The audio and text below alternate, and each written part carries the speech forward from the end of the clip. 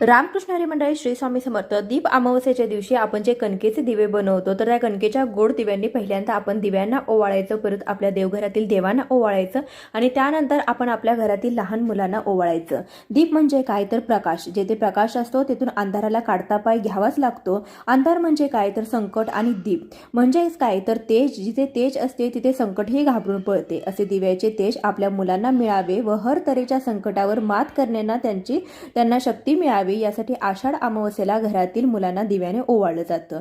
आजची मुले ही भविष्यातील जबाबदार नागरिक असतात. त्यांच्यावर चांगले संस्कार घडावेत असे धर्मशास्त्राने सांगितलेला हा संस्कार विधी आहे. या विधीचा संबंध थेट कृष्ण कथेमध्ये येतो. यमुनाच्या तीरावर जेव्हा श्रीकृष्णाने कालियमर्दन केलं, त्यावेळी सर्व सुवासिनींनी गोपाळकृष्णाची दिव्याने आरती ओवाळली आणि त्याच्यासारखे तेज, शौर्य, धैर्य आमच्या मुलांनाही मिळू दे अशी प्रार्थना केली. तेव्हापासून ही प्रथा सुरू झाली. संपूर्ण व्हिडिओ चॅनलवरती आहे, नक्की पहा.